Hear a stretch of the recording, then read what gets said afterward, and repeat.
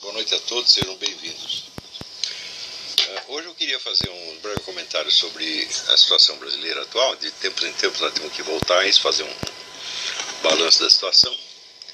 Eu tomei umas notas aqui que eu ainda não sei o que eu vou fazer com elas, se vou publicar, se vou botar no Facebook, onde eu estou partindo da discussão sobre o desarmamento civil, mas depois alargo para amplio a coisa para a situação geral.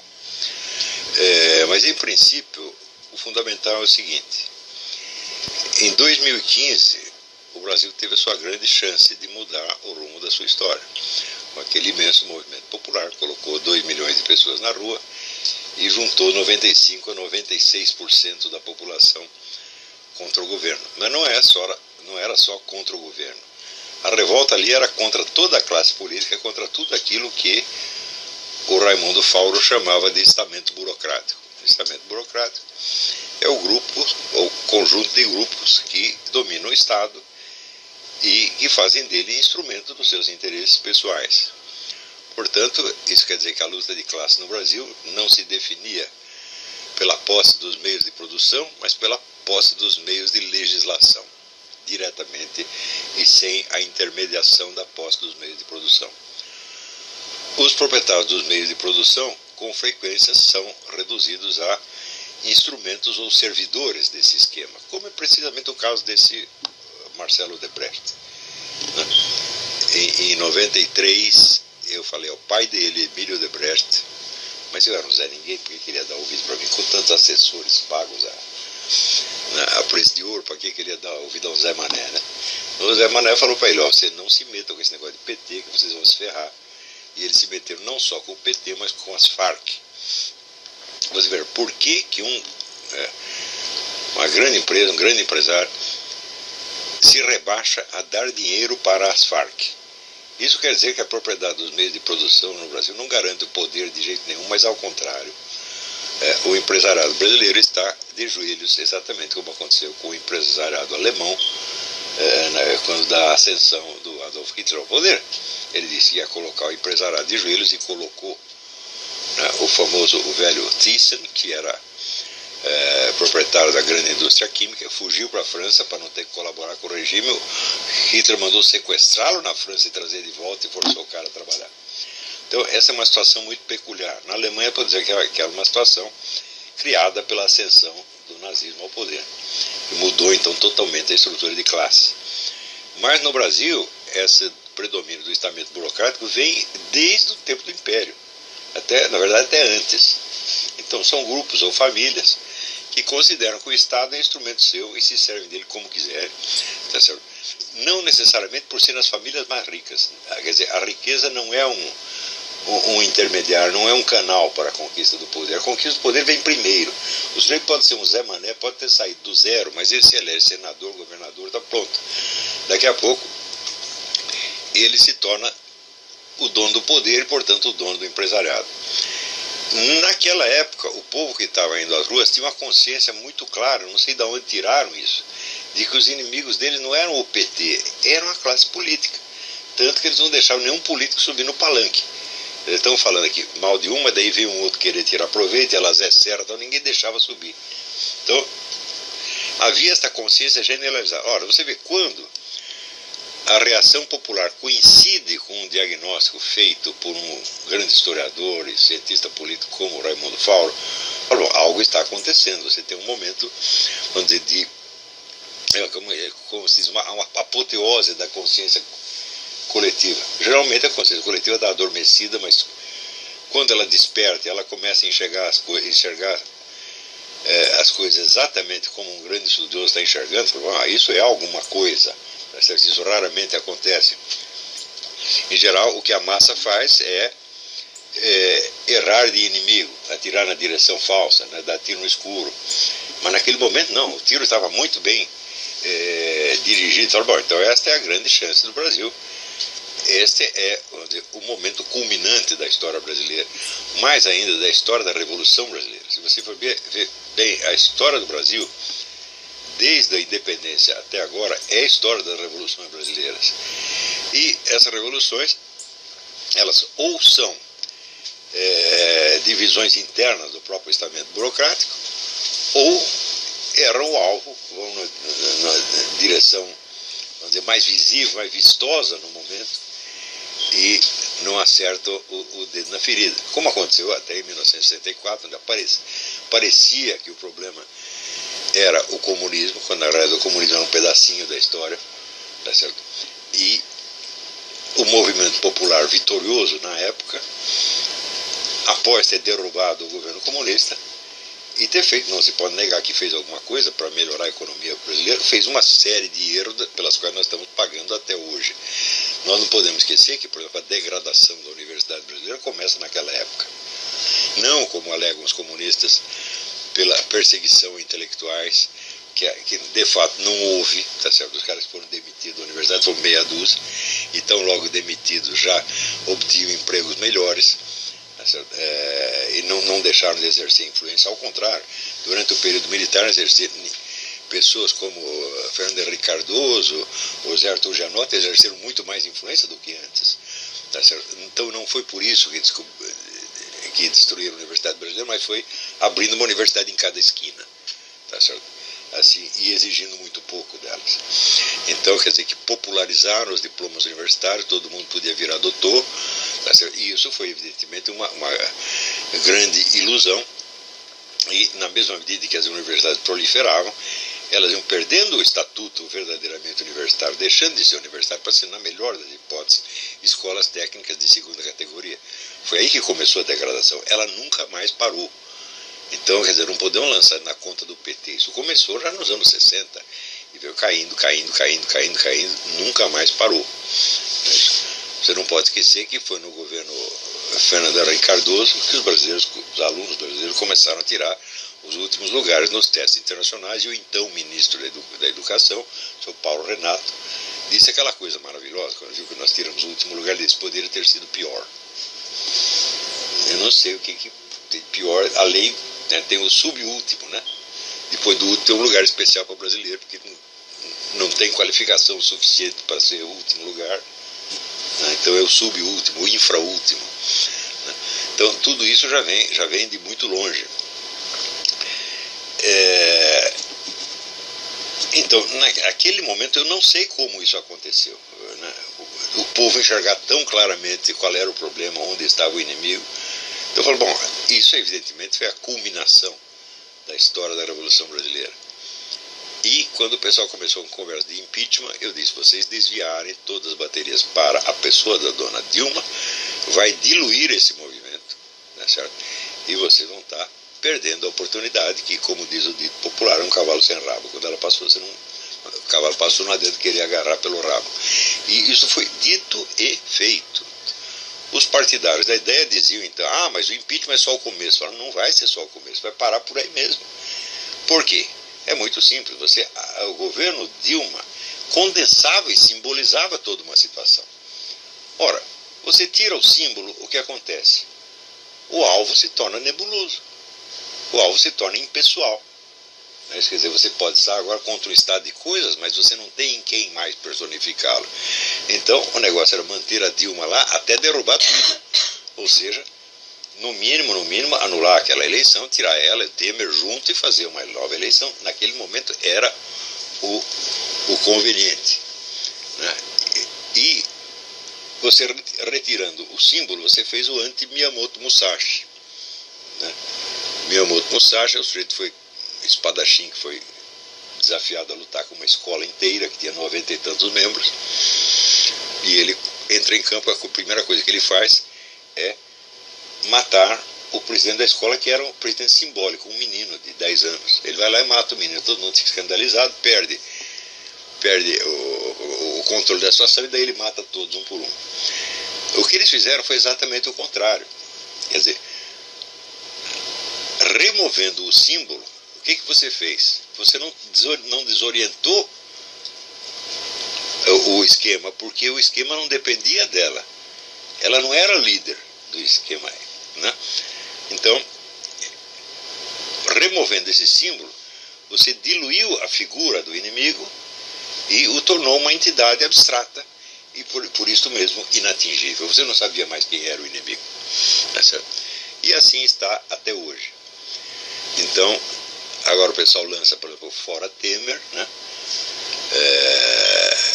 Quer dizer, como se o Temer fosse a condensação de todo o sistema, coisa que ele não é de jeito nenhum, né? E esta reivindicação tardia, isso aí é mais ou menos como você pedir para parar o estupro depois que o sujeito já ejaculou, aí não adianta mais, né? Então, quer dizer, é uma tentativa artificial de renovar um estado de espírito de revolta popular que não vai voltar porque ele não tem contra quem se voltar. Você precisa, fora Lula, fora... Lula já saiu, a Dilma já saiu. Eu falei, agora, quem está aí? Quem está mandando realmente? Ninguém sabe. Não é isso? Quer dizer, então o que você fez foi tornar o inimigo invisível. Agora, se você usasse a Dilma para acertá-la de tal modo que quem estivesse atrás dela fosse acertado também, seria outra coisa, mas eles fizeram o contrário. Quer dizer, quem botou a Dilma, quem escolheu a Dilma para ser o bode expiatório? Justamente os que estavam atrás dela. Então, os caras que se escondiam atrás dela, tão logo removidos, se tornaram invisíveis e inatingíveis. Esta é a situação. Então, o que nos resta fazer? Não é isso? Eu nunca tive a pretensão de dirigir nenhum desses movimentos. Eu faço meus diagnósticos e coloco aí em circulação, e quem quiser aproveitar, aproveite como bem entender. Mas, quando eu digo assim, tal coisa é impossível, seria bom que começasse a prestar atenção. Tá certo? Não dá para fazer tal coisa, né? Então, eu não estou dizendo para você o que você deve fazer, não estou orientando o movimento, mas são diagnósticos que têm, vamos dizer, pelo menos a pretensão de ser científicos e que, vamos dizer, alcançam o seu ponto máximo na hora em que constatam uma impossibilidade. Não estou falando mais de probabilidade, nem de possibilidade, estou falando de impossibilidade, como no ano em que eu disse que a vitória do PT na eleição, na primeira candidatura do Lula, era inevitável. Tá certo? E também disse que retirar o PT do poder, tá certo? Seja por meio eleitoral ou por qualquer outro meio, seria impossível pelo menos por uma década, como de fato foi. Tá certo? Então, o que é o conceito fundamental em toda a ciência? É o conceito de necessidade, é um elo de necessidade, ou seja, dadas tais condições, tais e quais consequências decorrem inevitavelmente. Tá certo? Então é uma conexão de necessidade. O que é necessidade? Necessidade é impossibilidade do contrário. Ou seja, não dá para ser de outra maneira. Isso quer dizer, se você, por exemplo, se o sujeito pula do 10º andar, ele vai se esborrachar no chão. Não há possibilidade de acontecer outra coisa. Tá certo? Só se que é aquele negócio que ele passa pelo 5º andar e diz, até aqui tudo bem. Então pode ser, mas mais dia menos dia ele vai chegar lá. Então, quando a gente chega a esse diagnóstico de impossibilidade, isso é uma coisa mortalmente séria, as pessoas deviam prestar atenção nisso aí. Então, não me cabe orientar as pessoas, mas orientar positivamente, seja, faça isso, faça aquilo, fazer reuniões, fazer discurso, preparar militância. Não quero fazer nada disso, tenho horror de fazer isso aí.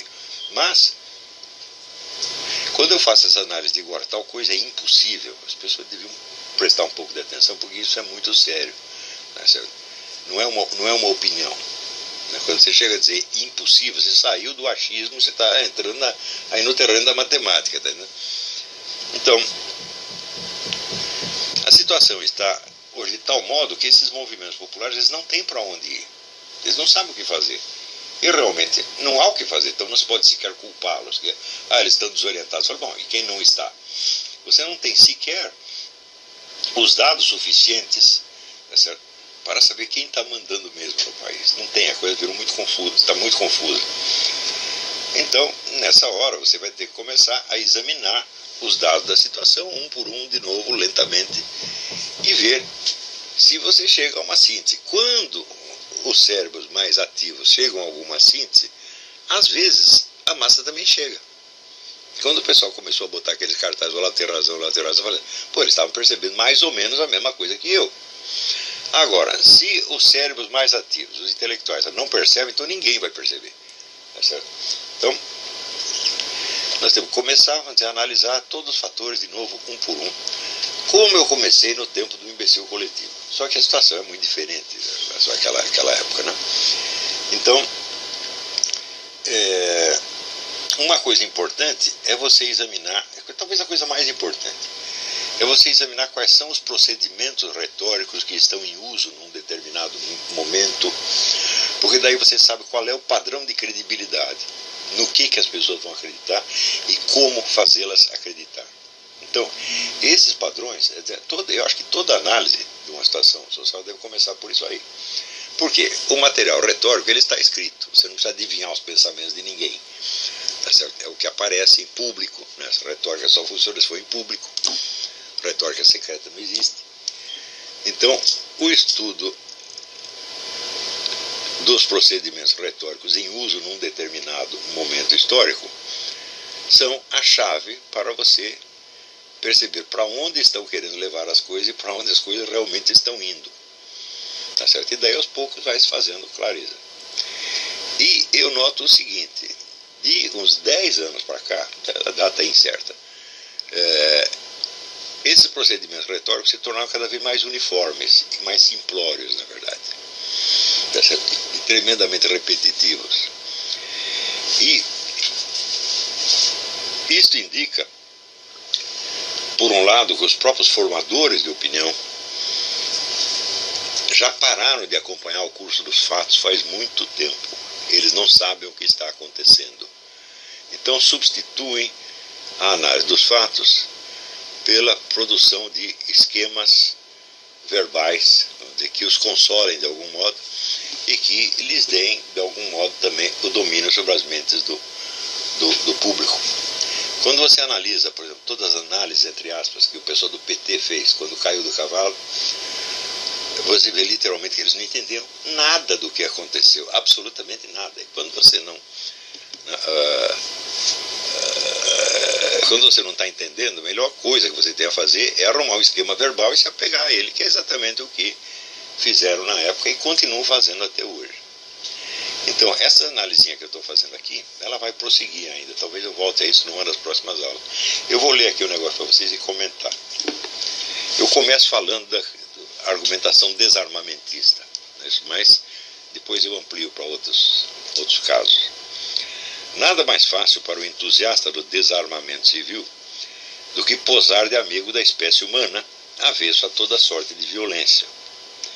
Complementando e reforçando, pelo contraste, a bela imagem que assim projeta de si mesmo, ele pode pintar o adversário como um tipo belicoso, truculento e doentio, apegado às armas como emblemas de orgulho machista, ou, pior ainda, como compensações simbólicas de uma virilidade declinante. E pode associar a imagem dele a de personagens notoriamente repugnantes, como Hitler e Mussolini, ou a de um desses garotões de praia que andam por aí se exibindo com uma Glock na cintura e um pitbull na coleira. Pode ainda fazer dele um saudosista da Idade Média, da Inquisição assassina, do Estado teocrático repressor, ou um pater-famílias vitoriano, autoritário, moralista e adúltero ao mesmo tempo, virtualmente assassino de mulheres, gays, negros e judeus. Talvez seja mesmo um nostálgico da ditadura, um torturador, uma reencarnação do temível Dr. Fleury, o homem do doi-code. Veja, e tudo isso aqui, eu não estou inventando isso, eu colhi esses exemplos das argumentações correntes. Não preciso citar fontes, porque elas são arquiconhecidas e porque isso não é um trabalho científico, é apenas uma nota. Tendo assim colado na imagem do adversário os horrores de várias épocas e lugares, sem perguntar nem mesmo se poderiam coexistir numa criatura de carne e osso, nosso desarmamentista nada mais tem a fazer senão dormir tranquilo, seguro de que exorcizou, expulsou da mente popular o fantasma hediondo do direito à autodefesa armada. Você verá que esses argumentos, entre aspas, eles realmente são usados de maneira repetitiva o tempo todo. Ora, então, quando eu pergunto se esses vários horrores de várias épocas poderiam coexistir numa mesma pessoa, a resposta é obviamente não. Não. Aonde está a síntese que une, digamos, o inquisidor da Idade Média o senador John McCarthy, Adolf Hitler, Mussolini, o garotão de praia e o papai machista, tá certo? Que reprime as filhas, mas leva os filhos no bordel para desenvolver o seu machismo. Onde está a síntese de tudo isso? É possível alguém ser tudo isso ao mesmo tempo? A resposta é obviamente não. Você está falando de horrores antagônicos, que não podem coexistir. Mas, por efeito acumulativo, o uso é projetar essas imagens numa mesma pessoa. Não é isso? Eu diria mesmo que, excetuadas 2 ou 3 pequenas fraudes estatísticas complementares, nisso consiste toda a argumentação desarmamentista. Diria, mas não digo, porque ainda não estou senil o suficiente para chamar de argumentação o que não passa de um jogo de cena. Na verdade, o procedimento retórico que acabo de descrever não é só o do desarmamentista. É, de modo geral, o de todo agente político que hoje domina a profissão midiática neste país. Onde quer que esse sujeito tome a palavra, e pouco importando o assunto em especial que lhe sirva de ocasião e pretexto, ele se esforçará por parecer diante do público a personificação dos valores que a própria mídia consagrou como intocáveis e sacrossantos. A democracia, os direitos humanos, a diversidade, as minorias, a igualdade, etc, etc, etc. Então, gente, no Brasil, toda a mídia, a discussão se resume hoje a isto. Eu personifico a democracia, os direitos humanos, etc, etc. Você personifica a opressão, a inquisição, o macartismo, etc, etc. Vocês viram que 2 pessoas tão diferentes como o senhor Vladimir Safato e o senhor Arruinaldo Azevedo usam o mesmo procedimento. Né? E outros por aí usam a mesma coisa. Arnaldo Jabor também usa, né? O Clóvis Rossi também usa, o Caio Blinder também usa, todos a mesma coisa. Então, tudo se tornou um teatrinho onde um lado representa tudo aquilo que a própria mídia considera agradável, tá certo? E o outro lado representa o antagonismo. Ele é o fascista, o macartista, não sei. O debate se resume a isso. Eu não estou brincando.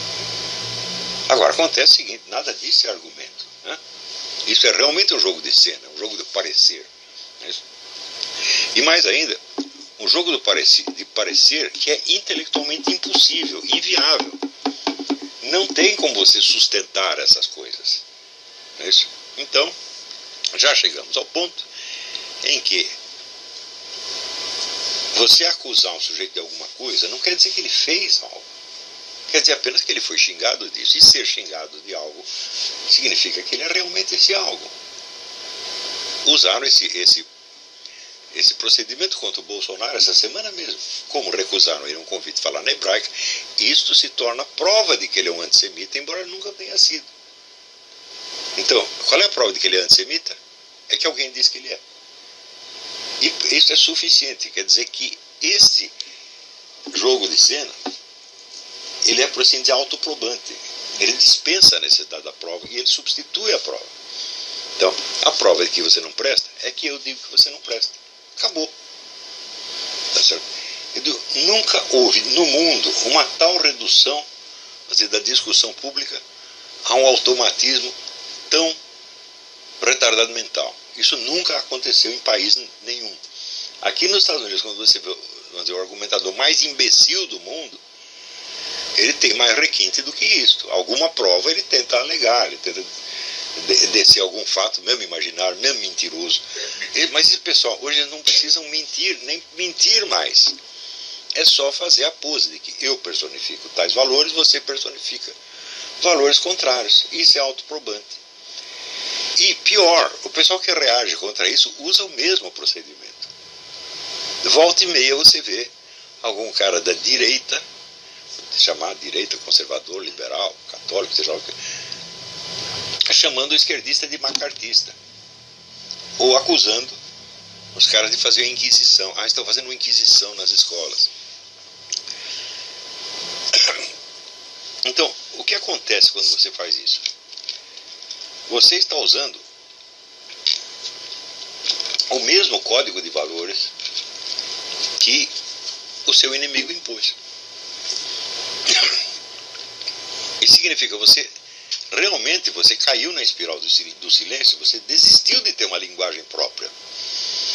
Você acredita que só a linguagem dele é persuasiva. Por que ela é persuasiva?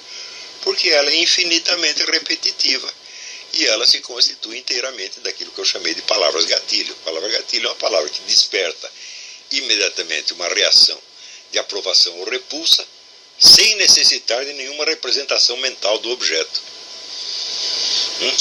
Então, quer dizer, o objeto, o fato, tal, desapareceu de cena. Sobrou somente este jogo de imagens. Né? E vamos continuar aqui. Inversa e complementarmente, ao falar contra alguém ou algo, ele terá de fazer desse antimodelo a encarnação de tudo que nega esses valores. O autoritarismo, o preconceito, o racismo, a desigualdade, o extremismo, a intolerância, o macartismo, o fascismo, etc. Que sinal você tem que ter dado de macartismo ou fascismo? Nenhum, não precisa. O fato de dizer que você já é suficiente. A argumentação, ela se limita, vamos dizer, à troca dessas imagens modelo. Para esse fim, ele tem de usar necessariamente uma linguagem de clichês e chavões, de modo a dar a impressão de que tudo o que ele está dizendo é muito natural e inquestionável, sem suscitar nos seus leitores e ouvintes a menor tentação de perguntar para onde ele os está levando e quais serão, na realidade da vida e não no mundo das meras palavras, as consequências que advirão para quem o siga. Por exemplo, aqui nos Estados Unidos, você vê esses movimentos pró-imigração em massa. Né? É proibido perguntar, mas o que vai acontecer se vier mais imigrantes em massa?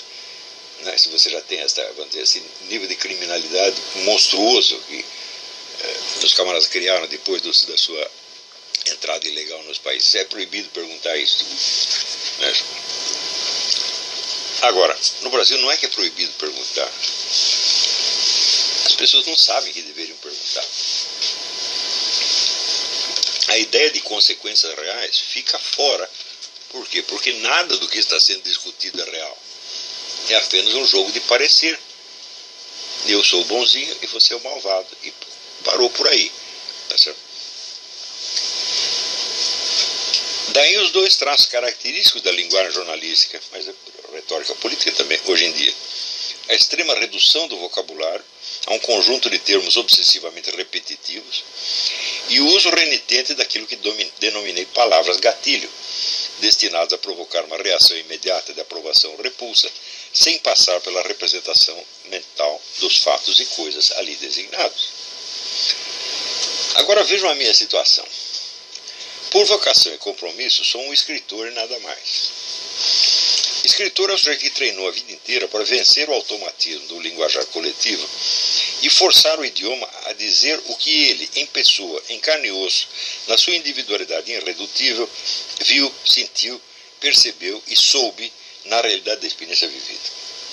É só isso que dá aos seus escritos um valor propriamente literário, ausente nos boletins da Bolsa de Valores, nos discursos eleitorais, nos manuais de marketing e nas notícias de jornal.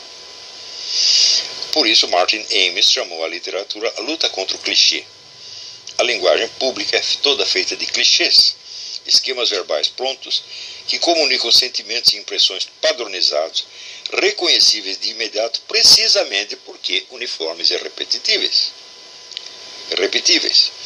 Mas a facilidade do seu uso tem um preço.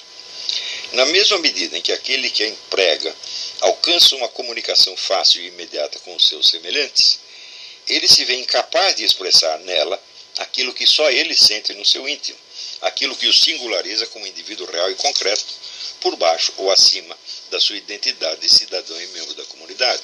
Ou seja, não há mais indivíduos falantes, só há cidadãos, só há membros da comunidade desempenhando papéis prontos que eles desempenham igualzinho ao outro. Quer dizer, a Reinaldo Azevedo, quando ele finge que toda crítica feita a ele é um atentado contra a democracia e os direitos humanos, ele é igualzinho ao Lula, a Dilma, ao Michel Temer, ao Vladimir Safadre e a todos os outros. Só há dois papéis e você já sabe quem desempenha um e quem desempenha o outro. Né? Ou seja, a comunicação das impressões pessoais reais fica impossível. Né? aquilo que une os seres humanos é o mesmo que os separa e isola. É por isso que existem os escritores, esforçando-se para fazer com que as palavras expressem o mais exatamente possível as suas impressões reais e quebrando para isso os códigos costumeiros da conversação banal, eles tornam possível dizer aquilo que, nas almas dos seus semelhantes, ficaria sem isso, sepultado para sempre sob a placa de chumbo de uma solidão invencível.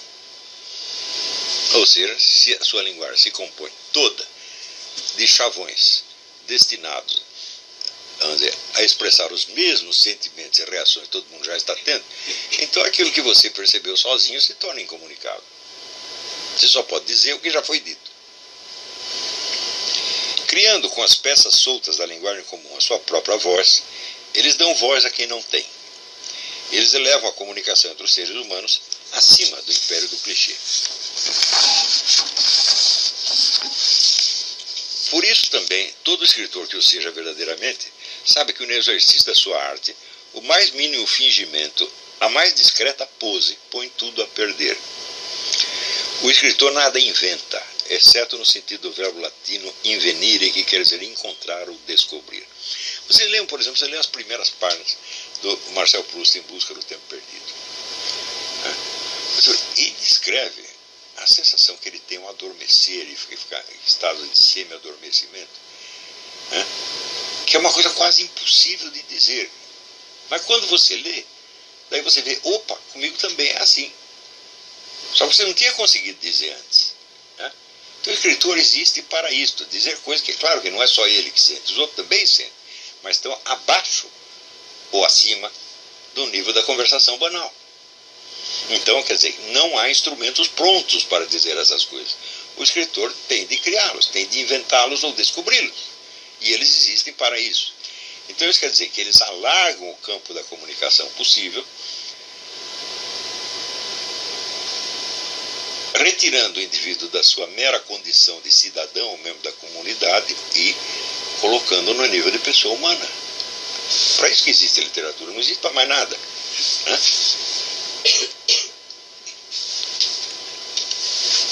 Não se trata, portanto, de criar, mas de perceber e dar ao percebido o nome que lhe é próprio, adequado, natural e justo. Mais ainda, se o que ele escreve não é uma obra de ficção, mas de ensaio, memórias ou filosofia.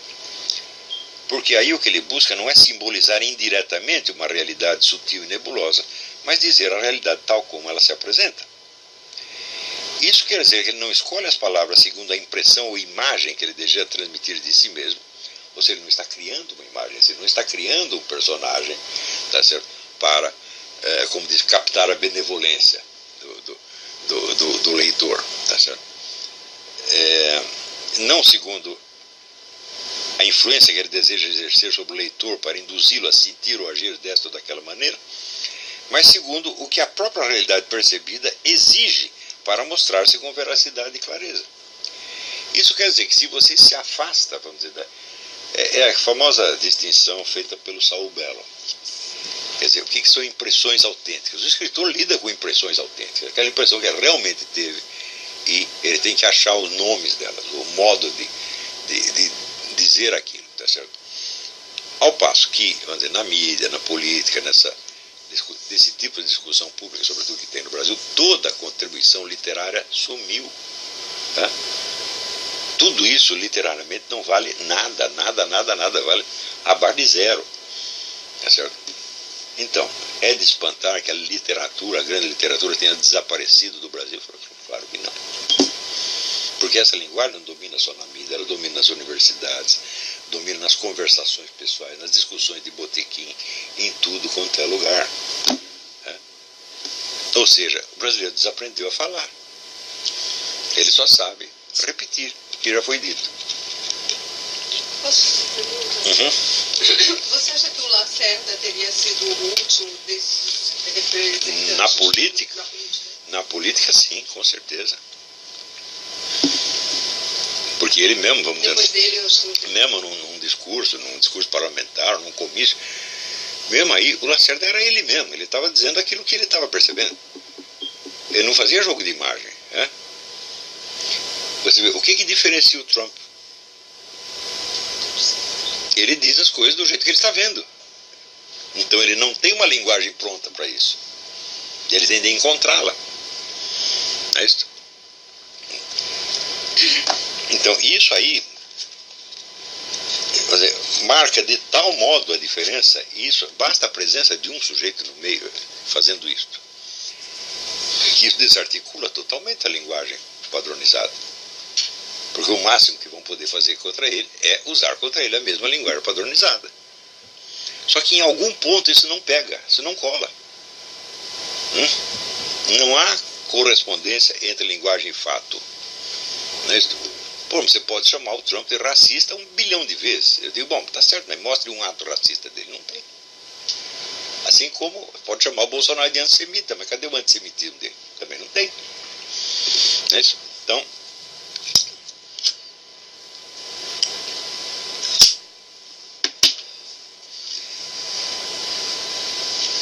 nisso reside toda a técnica da arte de escrever.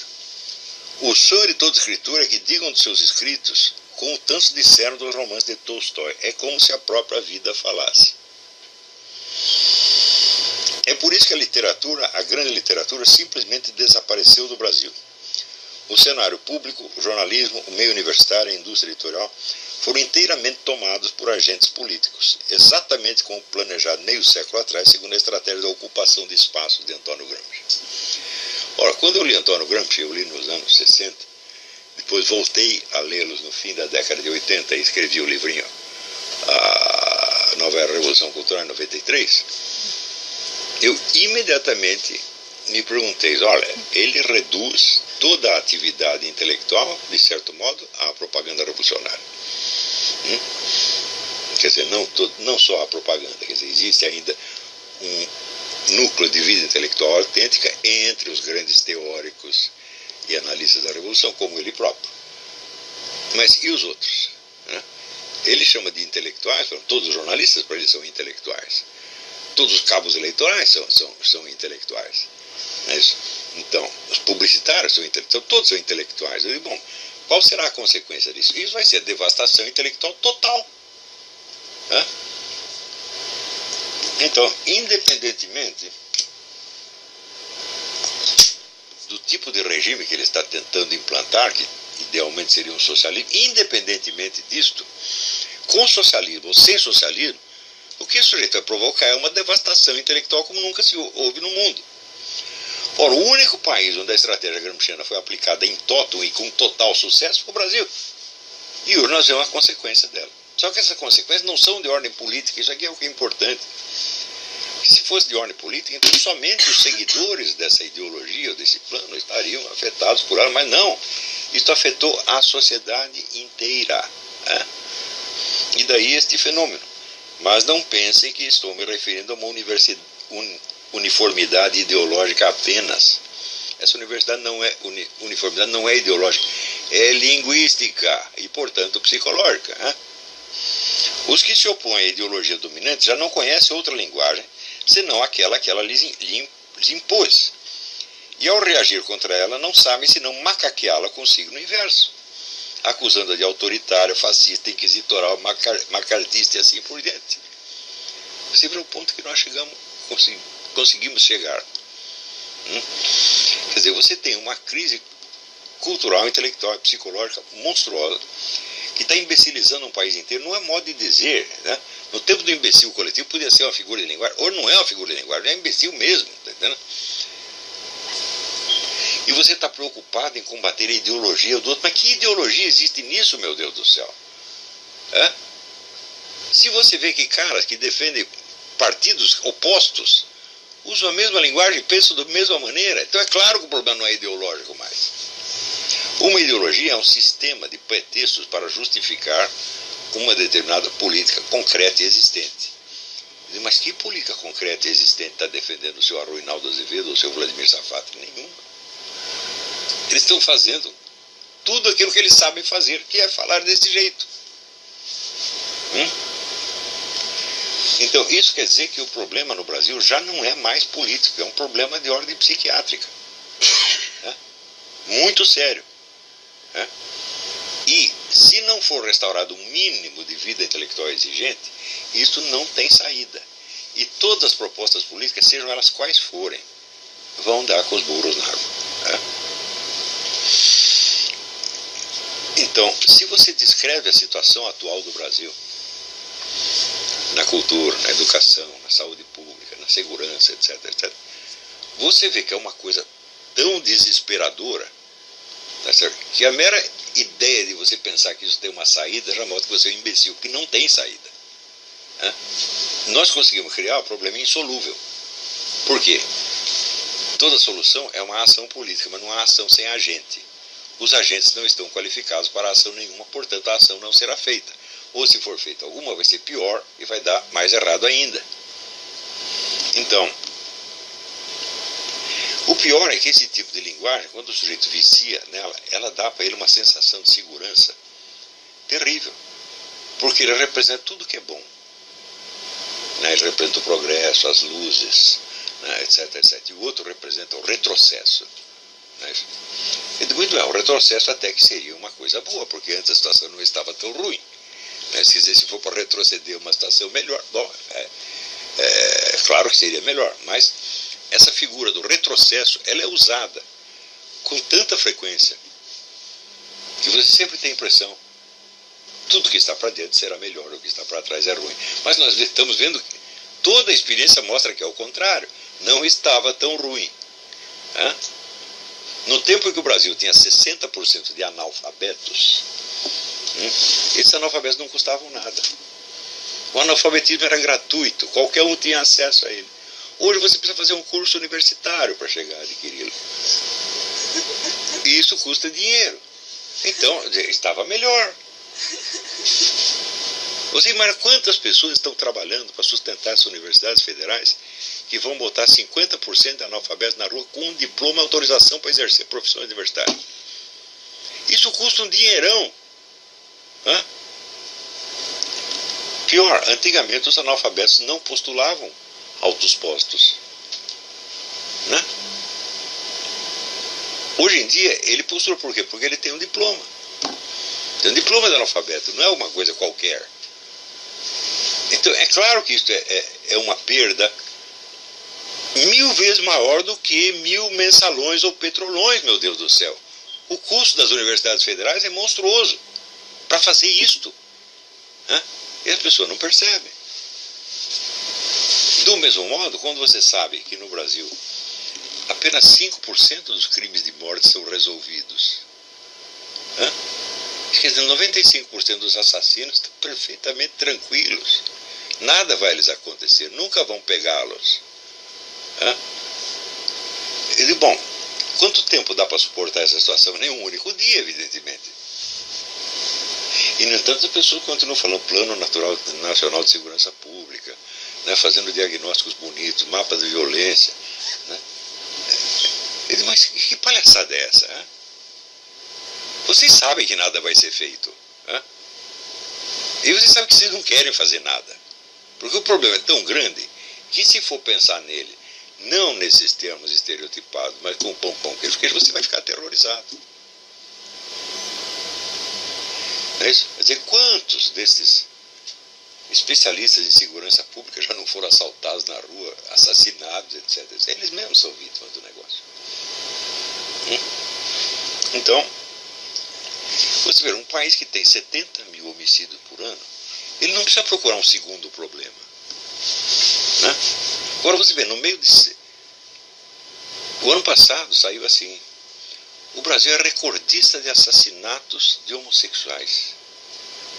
Porque no ano passado morreu 350. Depois faça as contas. Né? O movimento gay afirma que 16% da população é homossexual. Não é. Deve ser uns 3 ou 4%. Mas mesmo que fosse. Se fosse 16%, quanto é 16% de 200 milhões de pessoas?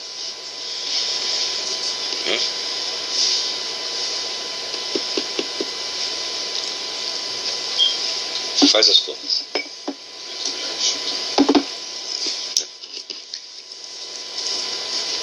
Mais de 30 milhões de pessoas, né? 32 milhões de pessoas. Então isso quer dizer que, por estatística, né,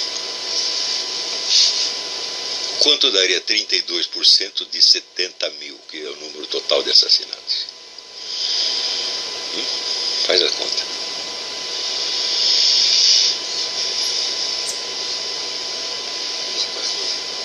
É? 12 mil pessoas. Então isso quer dizer que para os assassinatos de homossexuais se tornarem um problema de segurança pública comparável aos assassinatos da população em geral, teria de morrer 11 mil homossexuais por ano. Mas morre 350. Isso quer dizer que isso não é um problema estrutural de segurança pública. E quanto tempo e dinheiro, investimento nós estamos gastando com isto? Isso quer dizer que se diminuísse, vamos dizer, para 10% os 70 mil homicídios, né, diminuiria também para 10% o número de assassinatos de homossexuais, e seriam 32 por ano. E certamente isso não seria um problema de segurança pública. Por que nós gastamos tempo com isto? Por que nós gastamos tempo pensando assim? O número de assassinatos de jovens negros. A população brasileira é maciçamente jovem e maciçamente negro-mestiça. Então, está na média estatística, estão matando 70 mil brasileiros, então provavelmente 40 ou 50 mil deles são jovens negros. Por que essa atenção a isso? Por causa desta retórica. O indivíduo não está interessado no problema real, ele está interessado em ele parecer o representante daqueles mesmos valores que a própria mídia consagrou. Então tudo isso é um teatro, só que esse teatro custa dinheiro. Quantos congressos de intelectuais não foram feitos para isso? Quantas repartições públicas não estão dedicadas a estudar a coisa deste ponto de vista? Não é isto? E isso nos leva, por exemplo, ao problema do desarmamento. Aqui nos Estados Unidos, a cidade que é recordista de criminalidade, ao ponto de o pessoal sugerir até uma intervenção federal lá, é Chicago. E Chicago é aquela que tem o mais severo controle de armas que tem no país. E lugares onde você não tem controle nenhum, no Alasca não tem controle nenhum. Aqui, na Virgínia, você ainda tem que tirar um background check. Quer dizer, eles veem lá a sua folha corrida, o cara da loja telefona para a polícia, o fulano matou alguém, então, não matou ninguém, então pode vender arma para ele. No Alasca não tem nem isso. Quer dizer, você pode ser o Al Capone, você pode ser o maníaco do parque, você vai na esquina e compra uma arma sem registro, sem coisa nenhuma. Não tem criminalidade.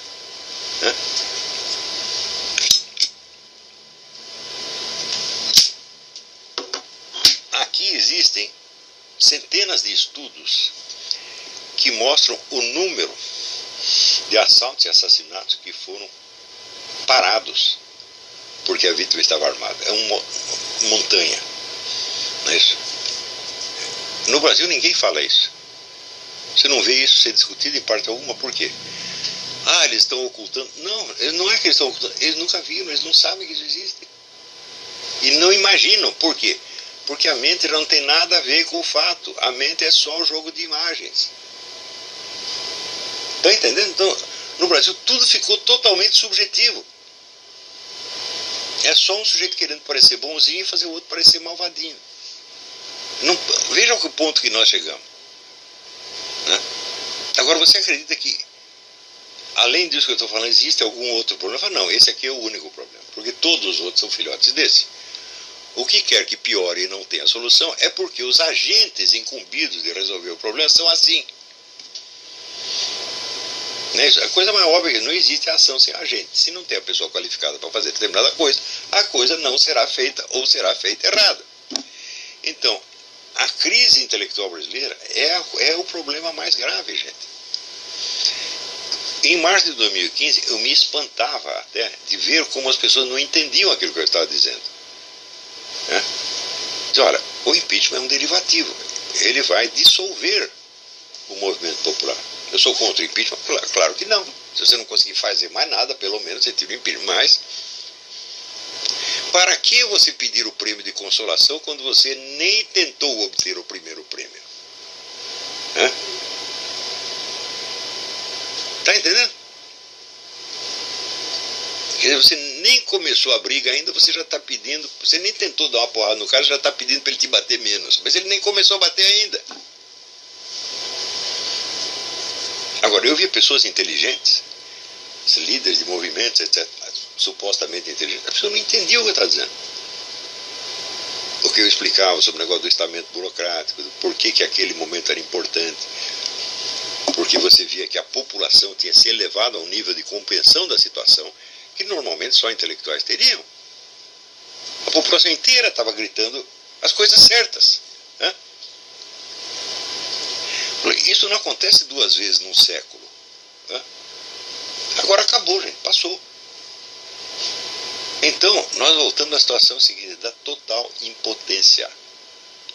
Todos os agentes políticos no Brasil estão impotentes. O governo não pode fazer nada, a oposição não pode fazer nada, o PT não pode fazer nada, o PSOL não pode fazer nada, ninguém pode fazer coisa nenhuma.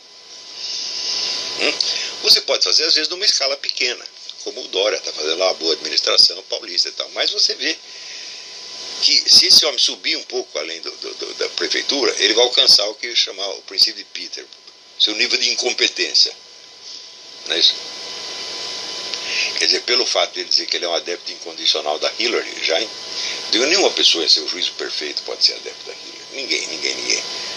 Ou você é um mortadela ou você é um idiota completo. O número de crimes da mulher é uma coisa tão assombroso que nem precisa pensar 2 vezes. Então, se um cara desse chega à presidência da República, bom, ele pelo menos a situação internacional ele não entende. Então ele pode ser excelente prefeito, mas não vai passar disso. Se passar, ele vai ter que aprender muito. Espero que aprenda, mas eu já desisti de apostar nessas coisas de político brasileiro. Então, político e empresário. Eu conheço um monte de empresários no Brasil. 98% deles é o seguinte: porque herdou o dinheiro do pai, ele acha que ele é um gênio. Não foi nem ele que conseguiu o dinheiro, recebeu de graça quando nasceu. E já acha que junto com o dinheiro veio o QI, que ele sabe tudo. Tem um monte de gente assim. Os poucos que não são assim sempre me deram ouvidos e nunca se ferraram. E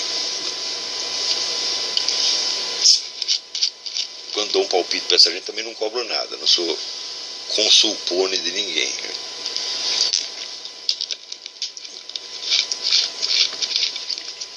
Então, na presente situação, o que você só vai ver para tudo quanto é lado são propostas inviáveis, esforços vãos, desgaste, impotência. Nosso único consolo é que todos estão assim. Então, por exemplo, o Arruinaldo Azevedo esta semana fez um apelo: não, nós temos que nos unir para impedir a ascensão da esquerda. Eu digo, como? Mas se tudo que você fez só ajudou a ascensão da esquerda. Ela não subiu mais porque ela não tem capacidade, mas se dependesse de você, ela estaria bem melhor. Quer dizer, o indivíduo não percebe o que fez. Ele não tem a ideia de que, por exemplo, se voltando contra o Bolsonaro, bom, você pode pensar o que quiser do Bolsonaro, mas o fato é que o único político que simbolizou o espírito do movimento de março de 2015 foi o Bolsonaro. Por quê? O Bolsonaro nunca roubou ninguém, meu Deus do céu. Foi o único. Então, é isso que o povo está querendo. Então, bom, se a gente começa a xingar o Bolsonaro, bom, então você, ao eliminar o símbolo do outro lado, você tornou um inimigo invisível. Mas ao eliminar o seu próprio símbolo, você se tornou impotente. Você não é capaz de... Vão juntar a população em torno de que ideal? Qual é o ideal agora? Não tem.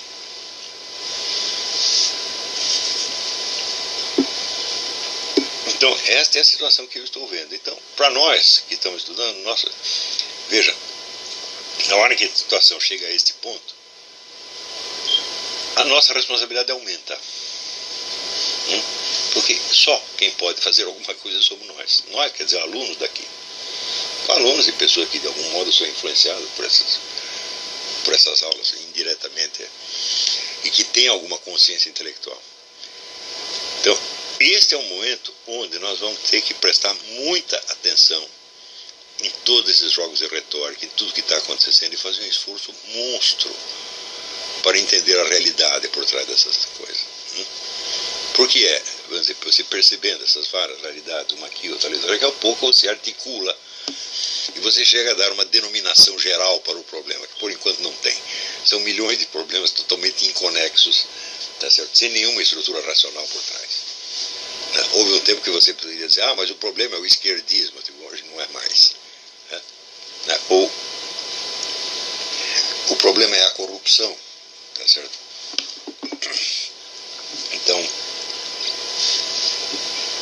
de fato, o problema não era nada disso. O problema era um negócio chamado estamento burocrático, e foi contra isso que se voltou o povo em março de 2015. Então, esse diagnóstico ainda era válido. Mas hoje nós já não sabemos mais, porque eu não acredito que o estamento burocrático tenha, nesse momento, uma visão integrada das coisas e um plano de ação.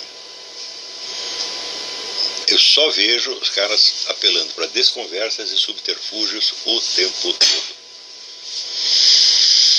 Eu fui convidado para um congresso aqui, que vai ter muitas dessas celebridades brasileiras, pessoas que ocupam postos, etc, etc. E vai ser uma grande oportunidade de conferir o que essas pessoas estão pensando, o que elas estão vendo. Eu acho que não estão vendo nada.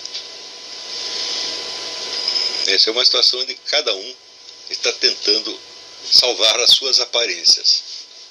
Isso é o máximo que todos estão fazendo. Agora, nós não temos nada a ver com isso. Nós não fizemos nada disso. Não fomos nós que destruímos a Universidade Brasileira, não fomos nós que destruímos a literatura brasileira, não fomos nós que destruímos toda a educação primária, secundária, etc, etc. Não fomos nós que condenamos os alunos brasileiros aos últimos lugares. Então, nós temos que continuar fazendo o que estamos fazendo. Então, estudos de situação são a coisa mais urgente. Não se trata de tomar posição, de apoiar um movimento ou outro. Não dá, porque não tem nenhum movimento que seja digno de ser apoiado. Nem o pró-Temer, nem o anti-Temer, nem o nacionalismo, nem o internacionalismo. Se você pegar os nossos nacionalistas, meu Deus do céu, eles estão atrasados em 50, 60 anos no que eles falam. Eles estão lendo a Executive Intelligence Review do Lino LaRouche de 50 anos atrás e se guiando por aquilo, meu Deus do céu. A mídia, então, nem se falar, é melhor não ler mais a mídia, é melhor esquecê-la. Você se informar diretamente pela internet, por sites pequenos e, sobretudo, procurando sempre os documentos de fonte primária. É por isso que eu acho o Julian Assange uma das poucas garantias de sanidade no mundo, porque ele não comenta nada, ele simplesmente pega os documentos, hackeia os documentos e publica. Tá certo? E aí você tem acesso para saber o que realmente está acontecendo. Não é isso? Então, esses dias, por exemplo, ele publicou um monte de documentos mostrando que o pessoal do Partido Democrata teve até mais contato com a embaixada russa do que o pessoal do Trump. Todo mundo teve contato com a embaixada russa. Você acha que os russos estão brincando de serviço? Não, eles estão fazendo o que sempre fizeram. Não é isso? E pior foi o John McCain, que apareceu a carta dele pedindo dinheiro para a embaixada russa, meu Deus do céu. E aí você vai falar, o outro teve contato, teve contato, pelo menos não pediu dinheiro, mas você foi lá, já passou o chapéu. Então, com esses documentos de fonte primária, esses são a única fonte na qual você pode confiar.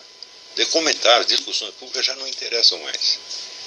Tá? Então era isso que eu queria dizer hoje. Tá? Vamos fazer um intervalinho, daqui a pouco a gente volta.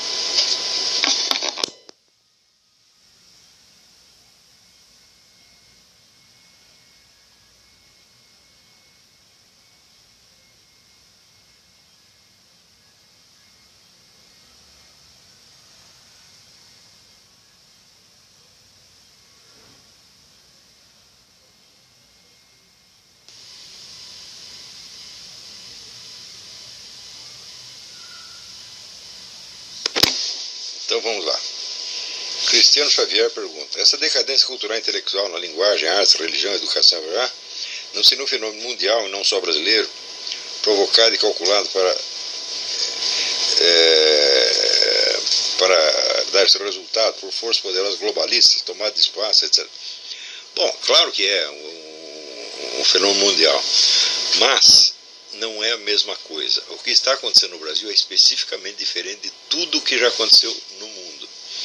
Em primeiro lugar, a conquista da hegemonia pelos partidos de esquerda foi total. Não sobrou espaço nenhum para mais nada. O que quer dizer que o pessoal esquerdista se